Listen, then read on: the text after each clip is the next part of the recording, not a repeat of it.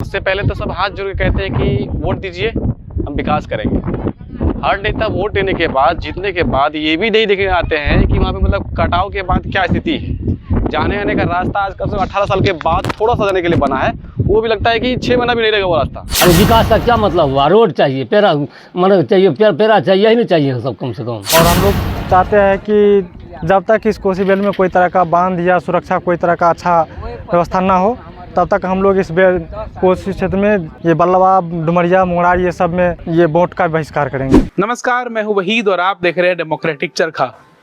कोसी नदी को बिहार का शोक कहा जाता है और इसकी सबसे बड़ी वजह जो रही है वो ये है कि हर साल ये नदी बाढ़ का कारण बनती है, जिससे हजारों लोग विस्थापन का शिकार होते हैं और सैकड़ों लोगों की मौत होती है। इसके साथ फसल और माल हानि भी बहुत ज़्यादा होती है। कोसी नदी का प्रकोप सबसे ज़्यादा सुपौल, सहरसा, अररिया, पूर्णिया, मधेपुरा के इलाकों में देखा जाता है। इस इलाके में कोसी नदी के प्रकोप के बावजूद कभी भी सरकारों ने विकास का कोई काम नहीं किया है। इसी वजह से आज लगभग जब देश में 2 चरणों से अधिक मतदान हो चुके हैं और तीसरे चरण में कोसी के इस इलाके में सुपौल और सहरसा में जब मतदान होने वाला है तो गांव वालों ने मतदान का विरोध किया है। उनका कहना है कि वो तब तक मतदान का विरोध करेंगे जब तक उनके इलाके में सुरक्षा बांध और सेफ्टी बांध का निर्माण नहीं हो जाता, ताकि वो कोसी के प्रकोप से बचे। देखें सुपौल से विमलेंदु की ये ग्राउंड रिपोर्ट। देखिए, हम लोगों का कहना यही है, 90 से हम लोग वोट देते चले आए हैं और कोसी जो है सो बेड़िया में से लेकर के भलवाही बांध तक बहता था। उधर 2 गाइड बांध दे दिया, एक ठो गनौरा से उत्तर निर्मली, एक ठो मंगासियो से उत्तर मझाड़ी, हम लोगों को गंडक बना दिया है। यदि हम लोगों को चाहिए पूर्व से भी गाइड बांध माने जो है से NS से लेकर के कम से कम बल्भा पुला तक चाहिए। और जो है हमारा 4-5 ठो गाँव जैसे घुरन हुआ, मुंगरा, डुमरिया, बलवा, कटाव के कंगार पर चढ़ा हुआ है। पाइलिंग का व्यवस्था कम से कम हम लोगों को होना चाहिए। सबसे पहले सुरक्षा बांध तो बादों में होगा, लेकिन कम से कम पाइलिंग का व्यवस्था चाहिए।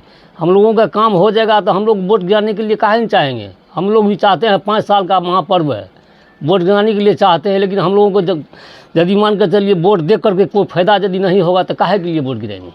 हम लोग का कहना है कि इधर मोझा से लेकर के मोझा, दिहिया, दुबियाही, घूरन, मुंगरार, डुमरिया, बलवा, ये जितना कटाव हुआ है इस बार, हर जगह जो है पाइलिंग और सुरक्षा तटबंध बने, जिससे कि इधर के लोगों को जो है शांति मिल सके कोसी से। नहीं तो हर साल कोसी का जो है कटाव आता है और सरकार की तरफ से किसी भी तरह का कोई सहायता नहीं दिया जाता है।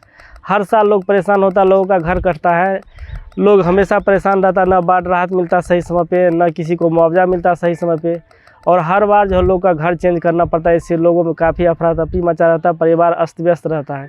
इस वजह से हम लोग सोचते हैं, अगर जो सरकार अगर नहीं हम लोग का मांग पूरा करेंगे तो हम लोग वोट का बहिष्कार करेंगे। हम लोग को देखने नहीं आता है सरकार, जब से जाता है जीत के जाता है। अब की बार आया था वोट मांगने के लिए, फिर गया। हम लोग वोट बहिष्कार कर रहे हैं, अब की बार वोट नहीं गिराएंगे। जो कैंडिडेट आया था उसे जब आप बोले कि वोट का हम लोग बहिष्कार कर रहे थे, क्या बोल के गए वो क्या बोलेगा? वो कुछ नहीं बोला होगा आगे काम होगा, जीतेंगे तो काम होगा। अगली बार भी ऐसे बोला था, जीत के गया, अभी तक आया नहीं। यहाँ पे सबसे पहली जो व्यवस्था है, यहाँ गवर्नमेंट कोई चीज़ का देखभाल नहीं करता है। मान के चलिए अभी इतना घर कट रहा है, कटाव हो रहा है, कोई चीज़ का इस पर समस्या का कोई सुविधा नहीं मिल रहा है। हम लोग वैसे कट रहे हैं, नदी में बह रहे हैं, उसका कोई ठेकेदारी नहीं दे रहा है। तो इसी वजह से है कि कोई सरकार आता है, ये कहता है ये देंगे वो देंगे, आज जब जीत जाने के बाद कोई कुछ देने के लिए यहाँ पे तैयार नहीं होता है, तो नहीं देखने के लिए भी आता है। इसी वजह से हम लोग जो है परेशानी ज़्यादा झेल रहे हैं, इसी वजह से बहिष्कार कर रहे हैं। इस बार कितने लोगों का घर कटा होगा तकरीबन? इस बार कम से कम 200 घर से अब कटा है। घर कटने का जो मुआवजा की राशि है वो लोगों को मिला है? नहीं मिला है। कब से ये आप लोग मांग कर रहे हैं? वोट बहिष्कार की बात कब से उठा रहे हैं? ये कब से, करीब पिछले वर्ष से ही कर रहा हूँ अभी। उसके बाद लेकिन इस बार मिलने के लिए तो अभी तक कोई नहीं आया है। वोट बहिष्कार की बात के बाद कोई आया है जो आप? अभी आया नहीं है। DM साहब तो बताया कि आएंगे, लेकिन अभी तक नहीं पहुँचे यहाँ पे। अभी रहना कैसे होता है? अभी बहुत दिक्कत से रहना होता है। रोड पर है हम लोग, वैसे घर बना करके, वो झोपड़ी बना करके। मुआवजे की राशि नहीं मिली थी क्या? मुआवजे की राशि कहाँ मिला है? कुछ नहीं मिला है, कोई देखने वाला नहीं।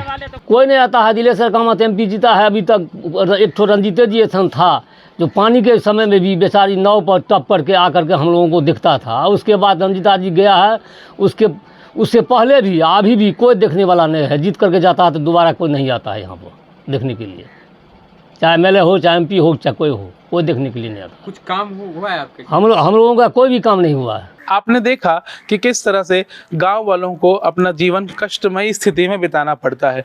वो कोसी नदी के प्रकोप से हमेशा परेशान रहते हैं और उनकी सिर्फ ये एक मांग है कि बाढ़ की समस्या से उन्हें निजात मिल सके। इसके लिए उन्होंने कई बार विधायक, सांसद सभी लोगों से मिलने का प्रयास किया, लेकिन उनकी कहीं कोई सुनवाई नहीं हुई। चुनाव के समय उनके द्वार पर सभी कोई आते हैं, वोट मांगते हैं और वोट मांगने के बाद नदारद हो जाते हैं। उसके बाद जो सिर्फ बचते हैं वो इस गांव के लोग जो हर साल इस बाढ़ की समस्या को झेलते हैं।